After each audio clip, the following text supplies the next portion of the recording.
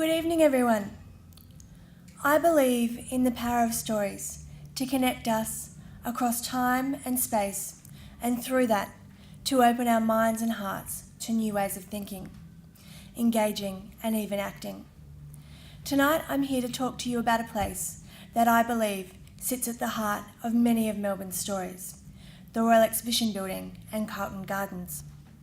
I'm Michelle Stevenson. As Fiona said, I'm the Senior Curator of the Royal Exhibition Building, and I've been fortunate enough to have worked with this captivating building and its collections for over 8 years. Over the next hour, or slightly less, we're going to uncover the secret life of 5 different objects in the Royal Exhibition Building collection and use those as a way into exploring just a few of the thousands of stories from the Royal Exhibition Building.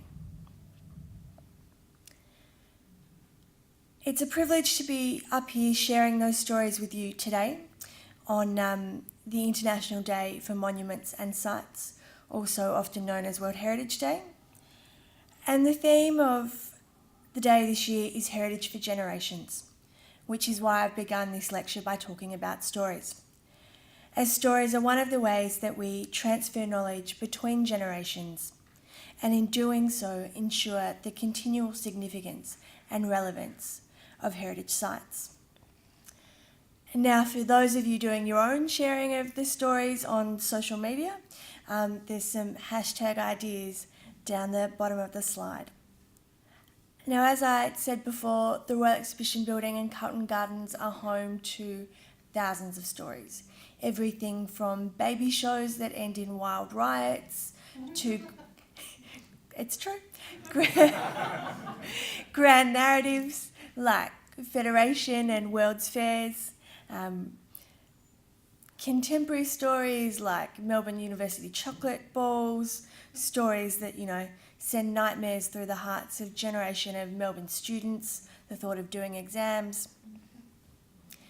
And really, if you can imagine it, it's happened in the Royal Exhibition Building or in the gardens. So before we begin, can I get you to raise your hand if you have a Royal Exhibition Building or Carlton Gardens story? A few? A couple of people that don't. Now, keep your hand up if it's a love story. No one? Okay. Oh yeah, a couple, yay! So, we're going to begin tonight with a love story. And because it's the International Day for Monuments and Sites, it's a love story that takes place at the 1880 Melbourne International Exhibition. So it's the Royal Exhibition Buildings Association with the International Exhibition Movement that gives it its World Heritage listing. So the 1880 Melbourne International Exhibition was a chance for marvellous Melbourne to put its mark on the world stage. It attracted 1.3 million visits, so not visitors but visits, and Victoria had a population of 850,000 people at the time. Between February 1879 and the 1st of October 1880, when the exhibition opened to the public, the Carlton Gardens were transformed into the image that you see on the screen here before you. Prior to that, they'd been a rather scrappy parkland where people would graze their goats, night soil was dumped. So in just 18 short months, we have beautiful formal landscaped gardens and a grand exhibition venue. Locals had watched precious cargoes arriving from all corners of the globe in steamships and men of war.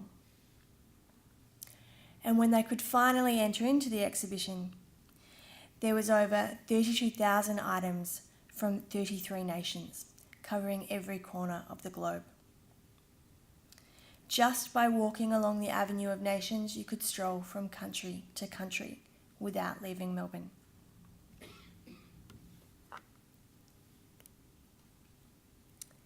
There were marvels of technology, so working dairies, beautiful objects of art,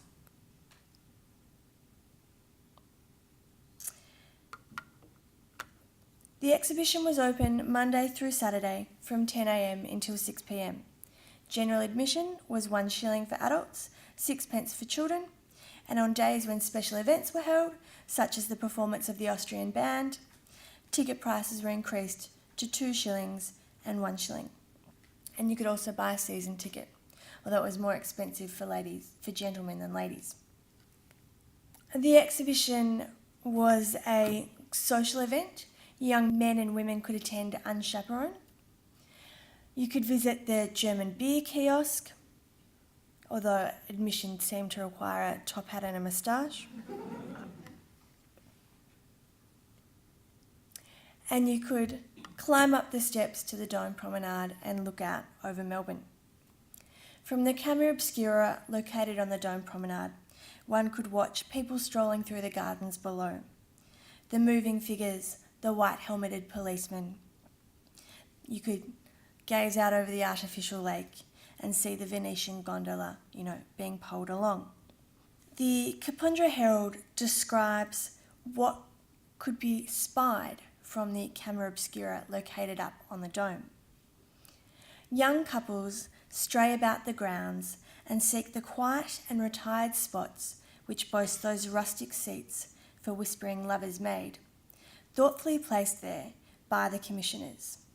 Well, these young couples seat themselves, there an arm find itself around a waist, gradually their lips meet, and paradise is attained. And these lovebirds all the while are in blissful ignorance that their little comedy is being thrown up by the recording angle of the Camera Obscura on the concave table on the roof of the exhibition for the amusement of the visiting public, expressed in loud guffs at a cost of a mere 3p each. Perhaps, knowing the trick of the Camera Obscura, some young lovers thought that perhaps the dome might provide a better place of concealment, but forgot that the Camera Obscura not only captured what could be seen in the gardens below, but also reflected what was going on in the stairs and other kind of hidden nooks and crannies. The Ovens and Murray Advertiser reported on a young couple who sought concealment on the dome stairs on a quiet day during the exhibition.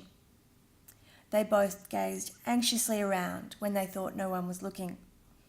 The opportunity was too good to be passed up. And the languishing swain clasped his lady lover in his arms and imprinted a kiss upon her lips. The sound could not have betrayed them, but alas, their reflection did. And amidst shrieks of laughter, they beat a hasty retreat from the exhibition building. According to reports, the young man vowed never to make a public display of affection again unless he was assured that no cameras were about. Now, let's follow our blushing and slightly embarrassed young couple back down the stairs and into the exhibition proper to find our first object of the night. Wandering along the Avenue of Nations, our eyes caught, by the large and grand display of W.H. Rock & Co., colonial Victoria's largest furniture manufacturer. Created under the design eye of John Mather, the exhibition building's interior designer in 1880, W.H. Rock & Co. created a 31-foot bedroom in hewn pine and blackwood, complete with parquetry flooring, turquoise and silver sateen wallpaper and curtains, and a bedroom suite manufactured by local craftsmen from local timbers. The bedroom was described on several occasions in the press. The large room is 31 feet square, floored in the parquet style, in polished hewn pine and blackwood. The walls are panelled in silver and turquoise, blue sateen cloth, and the stiles and dados are painted in the same colours. The ceiling is finished in the same fashion, with an elaborately designed centrepiece. The furniture is all hewn pine, draped in the colours of the panels, with fringes of pale blue and pink, and the bed is covered in a real lace quilt. The windows are handsomely curtained, and the floor is covered in the centre with a real Axminster carpet, and Dresden china and bronze ornaments set off the apartment with remarkable effect.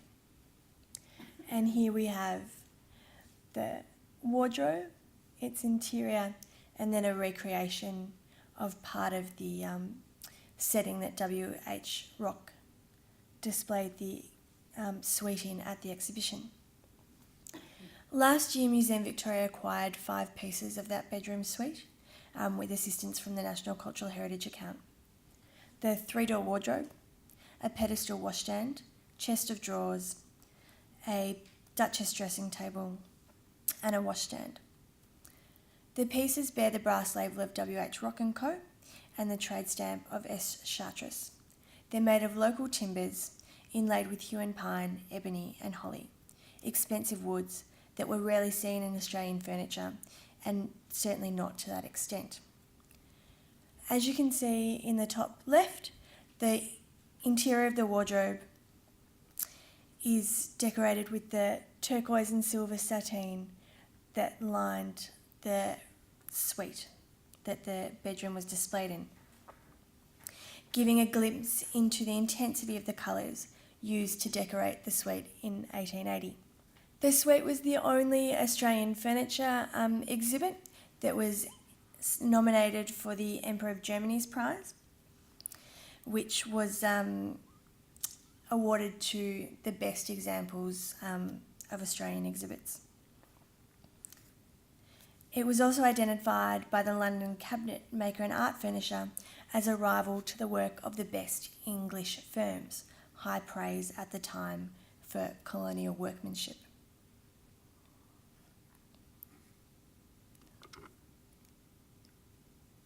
And here we have the other pieces of the suite. In addition to the awards and positive reviews, the bedroom suite also generated a lot of commentary in the press.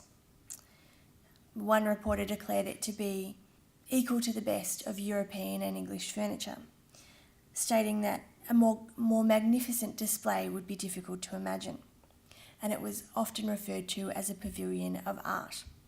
Another reporter described the chamber as almost too perfect and suggested that ordinary mortals better pass it by quickly lest they, suffer from envy.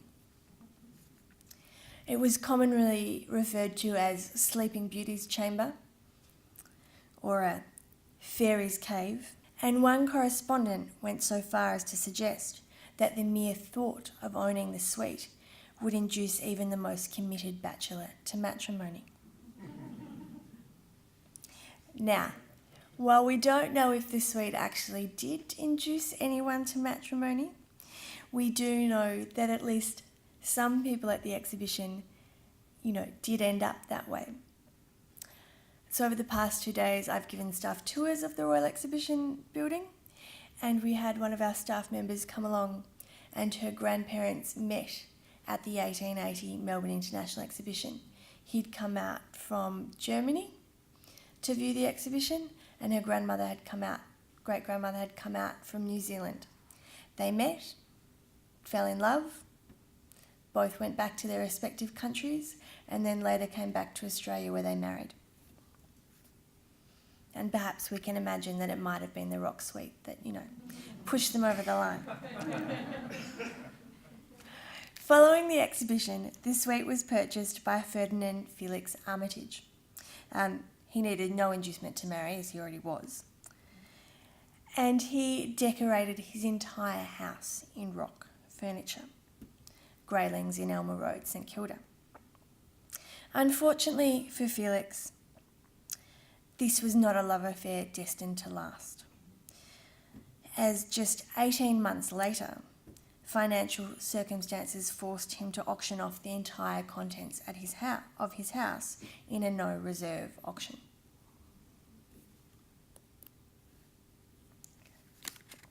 Now, it was a slightly sad end to our tales of love at the 1880 Melbourne International Exhibition. So let's move to some stories of new beginnings and hopefully hope. Here we have a poem written by Miss Eve Haynes, who was 14 when she migrated to Australia from England on the New Australia with her family in December 1955. Like many sponsored British migrants coming to Melbourne, the family spent their first few days at the Migrant Centre at the Exhibition Building before moving to a home in Clayton North. Now, her days at the Exhibition Building made such an impression on Eve that several years later she wrote a poem about it, describing her first impressions of life in Australia. Hydrangeas in their bright brass pots, children's mums and tiny tots. Lunch bell rings and in they rush and gobble up the lot. Shiny boards and dusty feet, cranky cooks, cook too cross to speak, bathroom doors that do not shut and in he peeps. Take a trip out to the gully, in a rattler there's no hurry, baby left behind at home, now he's grown. In a street so long and bright, all a glitter late at night, eyes of men out on the prowl, that's not right. Sirens wail and trams pass by, sunbeams down from summer sky, to this place that we have come, our new home. The horse tied up to the post, on a visit to our host, magpies call from tree to tree, life's so free. Now Eve wrote this poem 18 months after her arrival in Australia, and in it we can see some of the things about her very short stay at the Exhibition Building Reception Centre that left such an impression on her. So she was here for about 4 days before they moved into their new home. On reflecting on the poem and why she wrote it, Eve recalled that the cook in particular, the cranky cook that was too cross to speak, left a real impression on her. And she felt that the cook was so cranky and tough because she was sick of dealing with wave after wave of newly arrived British migrants. The other thing that really stood out for Eve during her time at the Migrant Reception Centre were the hydrangeas in their bright brass pots, which she starts off the poem with, as she'd never seen hydrangeas before. And she recalls the huts that the migrants slept in, having window pots with hydrangeas in them. Now, the Migrant Reception Centre at the Royal Exhibition Building opened in November 1949. Huts were located on what had previously been the Exhibition Oval. They were 18 by 60 feet, and they were subdivided to create rooms for families, couples and singles. They were simple, they weren't particularly warm, they were boiling hot in summer. People were given a bed and a hook to hang their clothes on. When the centre was first started, there was about 10 blankets and 10 chests of drawers across all of those huts. So it wasn't particularly well stocked. In addition to the sleeping huts, there were communal laundry facilities, a cafeteria and kitchen, lounge and an office. By the time the centre closed in 1962, there were 29 huts over 3.5 acres. Migrants were provided with 3 meals a day, plus lunch, plus morning and afternoon tea. They weren't allowed to enter the Great Hall, and we can't see it in this image, but coming kind of down here on each side of the eastern and western annexes, there was a fence that kind of came down and around, creating a bit of a space for the migrants to wander around in. But they were free to leave the grounds and go into the city. The last occupants at the centre were the passengers from the RMS Orion, which arrived in Melbourne on the 5th of May 1962. This was intended to be a very temporary reception centre for British migrants, so they weren't here for long stays. They were here for really often overnight, a week at the most. But some people did stay longer.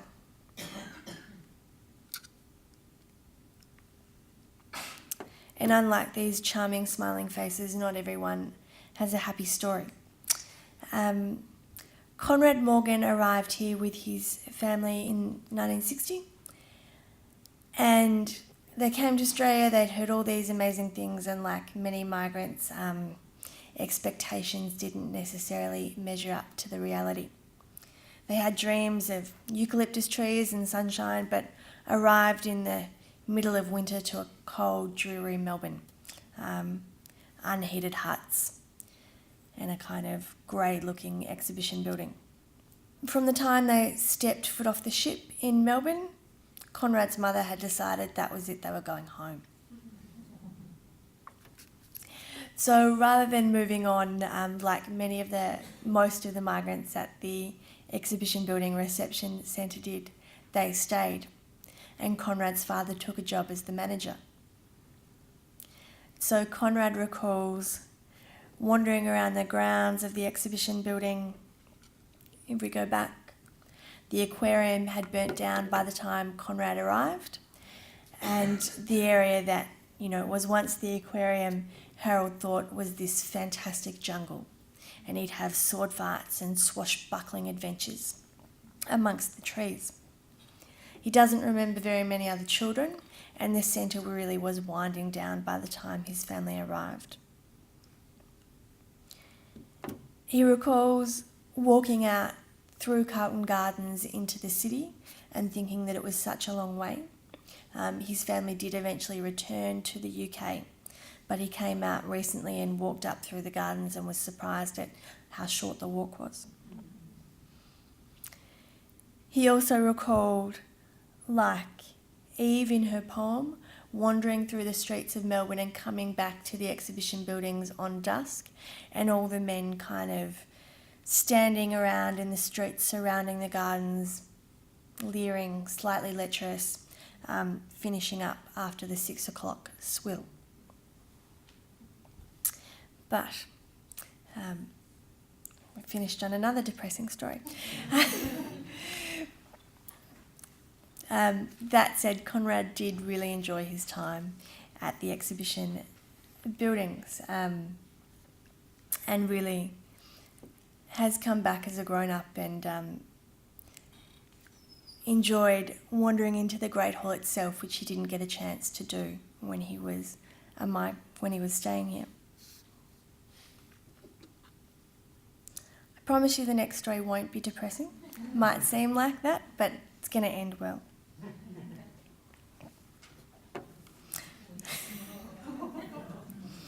Happy ending.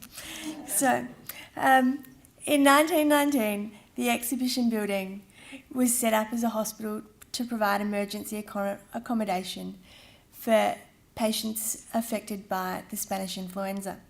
This was done when all of the existing Melbourne hospitals were so overrun by patients that, they couldn't cope. So the Spanish flu had reached Australia in late October 1918, and by January 1919, all of the hospitals, were just at capacity. So on February the 4th, 1919, the exhibition building hospital opened. There were beds for both female and male patients, and the basement of the building was used as a morgue. We're getting more positive from here, I promise. So, here we can see. One of the patients at the exhibition hospital was Harold Jewell, a young boy of 10 years. He remembers the doctor being summoned to their home when it was found that his father, his older brother and himself had all taken sick with the flu. The three of them were sent to the exhibition building, where they were put to bed with Harold on one side, his father in the middle, and Len on the other. Harold recalls the whole of the exhibition building being like one huge ward, with a partition separating men and women. He was quite traumatised by this early experience of mass pandemic, and he recalls the orderlies arriving with a stretcher to remove the dead from their beds, marching them through the rows of patients and taking them off to the morgue below. It was an awesome sight, and none of us could foresee who would be next, he says, although he did note that empty beds were quickly filled. Harold remembers that once both he and his father had recovered, Len didn't recover quite as quickly and had to stay in hospital for another week or so. They were subjected to fumigation before they could, be let out of the building. So they were put into a steam-heated room with the other discharged patients to ensure that they were completely free from illness. For Frank Maguire, his experience as a patient at the exhibition building, also as a young boy, aged about 10, was more positive. So Frank was living in Burnley at the time he was diagnosed. His entire family wore a mask and they'd all been inoculated against the flu, but somehow Harold and his older brother managed to contract it. They were admitted to the local hospital after the local doctor told his mother that there would be dying on her hands if they weren't sent to hospital straight away. Frank's father was over in France, serving in the Air Force at the time.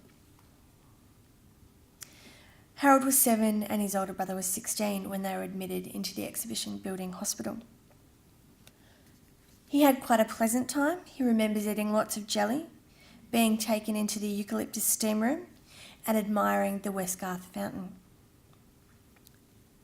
He also recalls his father coming to visit them when he had returned from France, and that he was forced to wear a long white gown and a mask. During its time as a hospital, the exhibition building treated just over 4,000 patients in a 6-month period. Probably not quite matching up with Harold's memories, but only 392 of them died. So those, the rows and rows of orderlies and empty beds, probably a child's imagination. The hospital closed in mid-August 1919, and shortly after that, Melbourne really was flu-free.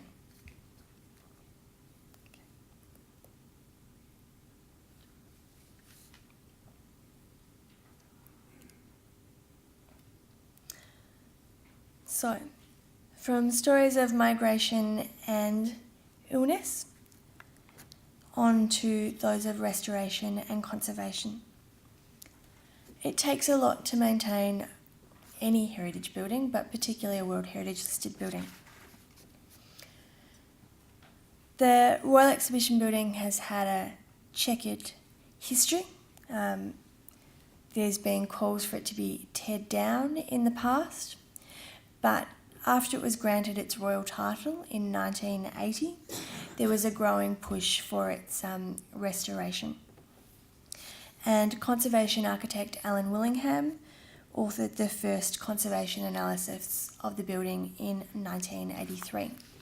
And that analysis really has become the blueprint for the building's subsequent restoration.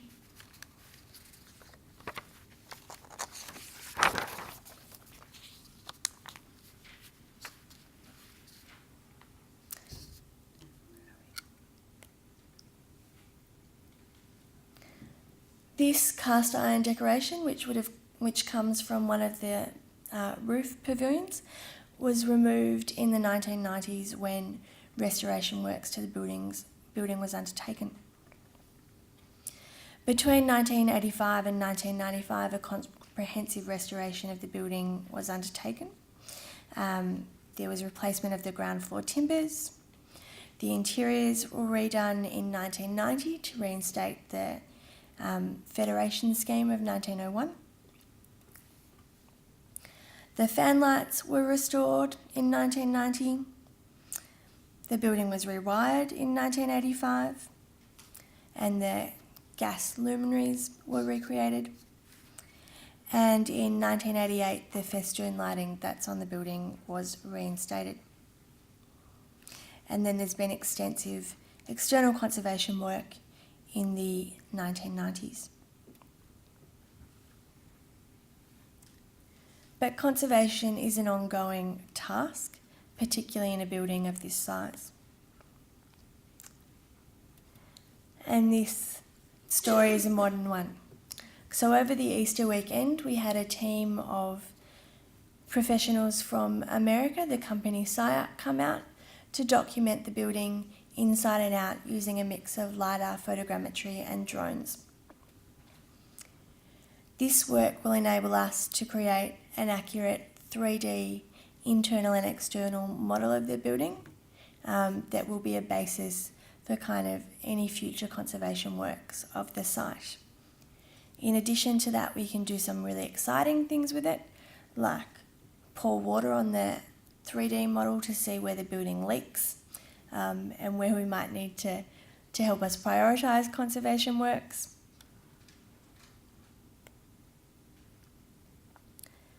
So on the left-hand side of the screen, you see the data from just one morning's aerial flights, the drones.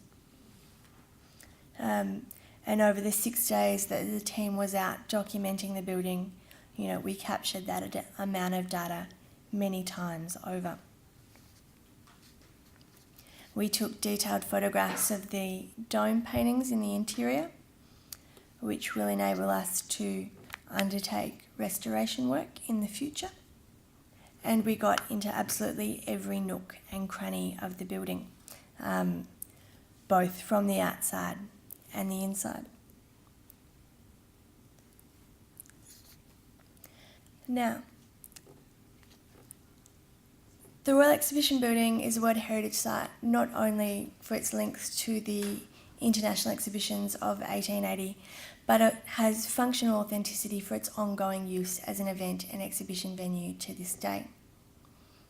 So in addition to those wild baby shows that it hosted, in the early 1900s that ended in riots, today it's hosted everything from dance concerts to tattoo festivals, which we have coming up this weekend.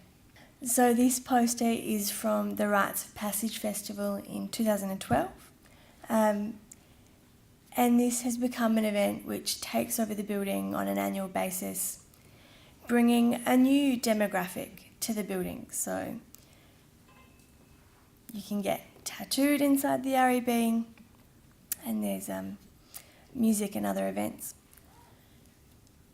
And it's the building's ongoing use as an event and exhibition venue that creates that continuing creation of stories that can add to those stories that we've heard today. Whether it's rites of passage or the thousands of people that flock to see the projections for White Night, the Dog Lovers Show, or people just coming to use the buildings and gardens for picnics, for soccer,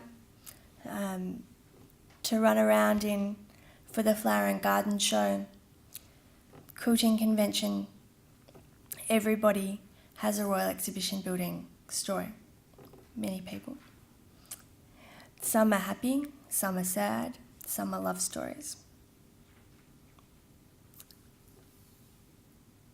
And I think there. See if we've got any questions. So this image was taken in the 1950s, and it's Phyllis and Jeff Gung, so newly arrived Chinese migrants. They lived in Carlton, and they would come and play in the gardens every week. So I think it's just the most delightful image, and nice to end some of these stories on a happy note, given all the depressing ones we've had with the flu. So, any questions?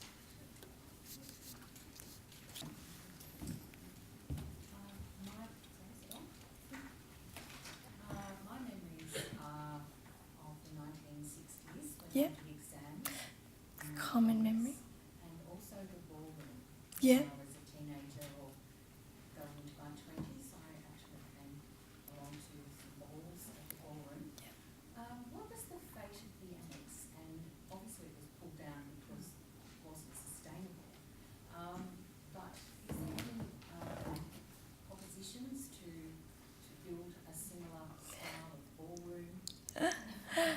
It's a similar style to the annex that was.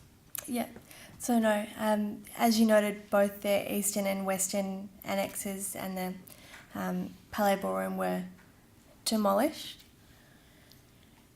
The way that we look at the conservation of the building today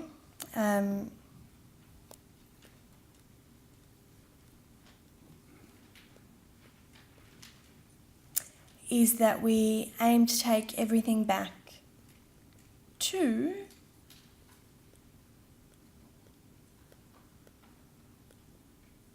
that 1880s period.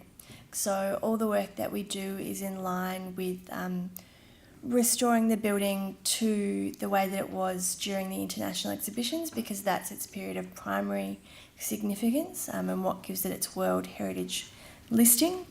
The key exception to that is the interior decorative scheme, which dates to 1901, and that was done due to the records that we had of that scheme and the fact that we didn't have colour details of the earlier 1880 or 1888 decorative schemes. In terms of rebuilding the annexes, though they were permanent and though there were miles of temporary annexes, as we can see during the 1880 and 1888 Melbourne International Exhibitions, there sadly is no plans to rebuild those. It's really a focus just on, see if I can use this, the Great Hall, which is this bit of the building here that still stands today. And we also look at what we do to the surrounding landscape. So on the Southern Drive here, the Eastern Forecourt and the Western Forecourt over here. So the Western Forecourt was restored back to that 1880 period several years ago, and there are plans to eventually redo the Eastern Forecourt as well. So yeah, sadly no plans to bring back the ballroom, but you know, maybe we could hold a ball in the building or something like that. Just at the back. Thank you. Yes, I actually worked in the building about 20 years ago now. And I used to work in the admin office in the west corner. Yep. Far west corner. And every night my job would be to go to the far east corner and turn off the light and lock up the first aid room, which was sort of a double-edged sword in some ways, because every night you'd be walking through the area where the future King George V opened Parliament, which was this most magnificent piece of history, to go to the first aid room to lock that up as dusk was coming. And the one bed in the first aid room was one of the beds left over from the Spanish flu. Yes, so it's like, and then you'd walk back across this beautiful hall as dusk was going, and I'm not saying I saw anything, but I certainly felt something. And I was just wondering, my question, getting to the point, is have you in your time here encountered any ghosts? Any ghosts? I know of 3 that apparently do exist here. I haven't, but I do try and avoid being in the building after dark by myself, because I do kind of find it slightly creepy. It has a feeling, it does have a feeling. Yeah. And you know, you hear all those, it's a building that moves a lot, so it's quite creaky and noisy.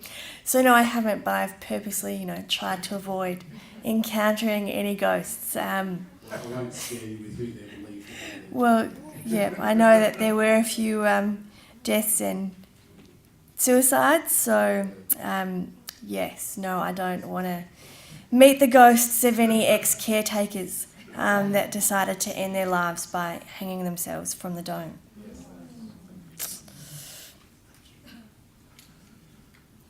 Just down the back there. Not so much a question, just the information. I read a book a while back called Death and the Spanish Lady by Carolyn Norwood, and it's set in Melbourne, and it's about a young nurse who works at the exhibition buildings during the Spanish influenza. I think it's a bit of a historical romance mystery sort of thing, but there's a lot about Melbourne addresses and a lot about the exhibition buildings. It's a work of fiction, but It's just really good that we're set in something that we know. Oh, thank you. I have to look that one up. Death in the Spanish Lady. Question Just over there at the back in the orange.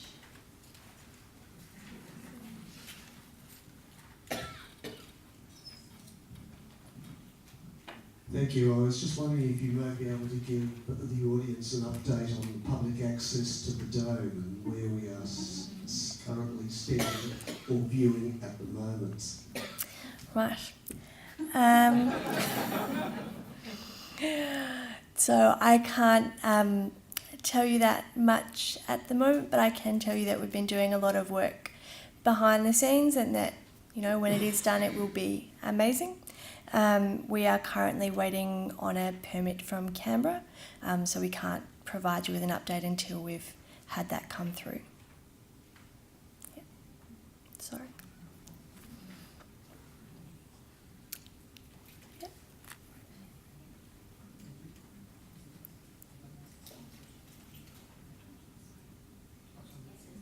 We often hear about the aquarium that burnt down, but Yep. we never really hear a lot of detail about it. Is it possible to tell us a bit more, such as how big it was and what was in it? Sure. Move my slides. So, the aquarium was here. So that gives you a sense of its scale. There was a fernery that was part of it. It had seals, it had a lot of tropical fish. It was Isabella Green, so she was the secretary to the trustees. During the 50s and 40s, it was her pet project. She travelled to aquariums across the world, kind of hoping to make it really up there with the best. There were a few seals. There was a Japanese salamander, which was one of the only things that survived the fire. And we actually believe that we may have found the bones of the seals in the natural history collection, which is creepy but amazing. So mostly fish, some seals, some Japanese salamanders.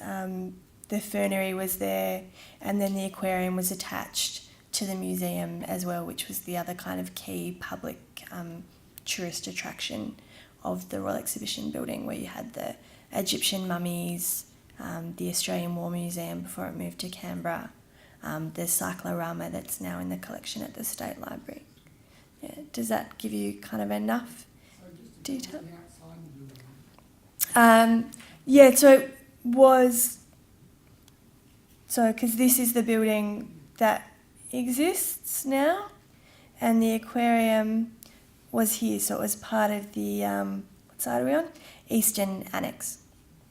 So external to it, so you didn't enter through the Great Hall. It had a separate entrance through the Eastern Annex. Yeah. Question down the front before. Yeah. Did you say that the main building was built in 18 months or something? Yeah, so the foundation stone was laid in February 1879, and it was largely complete by the 1st of October 1880. So it's about 18 months. And it wasn't just the main building, it was the main building plus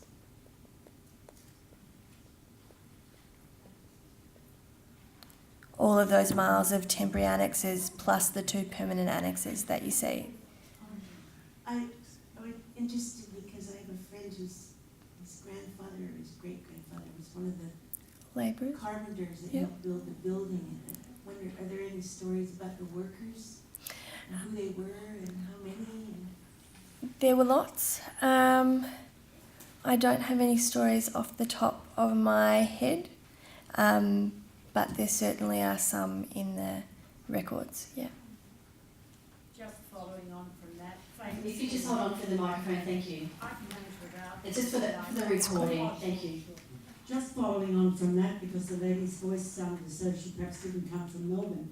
Famously, everyone in Melbourne knows that the builder was David Mitchell, Yes. the father Yeah. of Nellie Melba, So that's our builder's story. Yeah.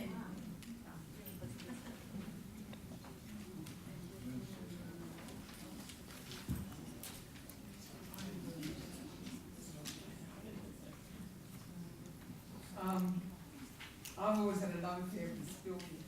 I'm emotional already. This was my first home. I came here in 1960 as a migrant from a part of England that was very badly hit by the war. So I used to go to school over bomb buildings. And to arrive here, and it was in the middle of winter, and yes, we were in our cotton little dresses. But my memory was the beautiful autumn colours of the trees. Us as children thought it was a holiday camp, so we thoroughly enjoyed it. Our parents weren't so impressed. But also, it reminded me of that poem before about the trams, because we'd never heard of tram before. So this has always been my first home, and I'm very proud of it. Thank you so much for sharing that memory with us. It's beautiful. So a few more minutes for questions if anyone else has one. Just at the front, thanks.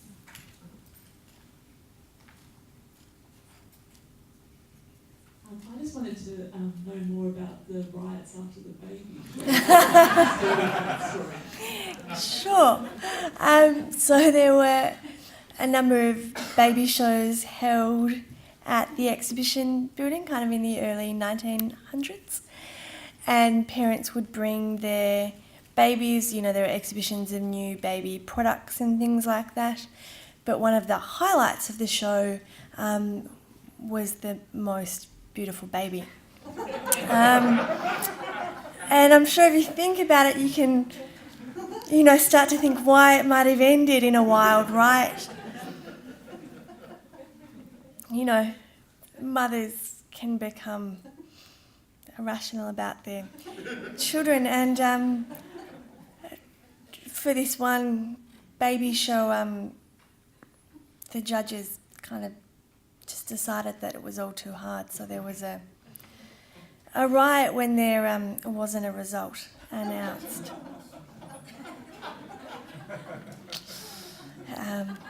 But I believe that no babies or the building were harmed.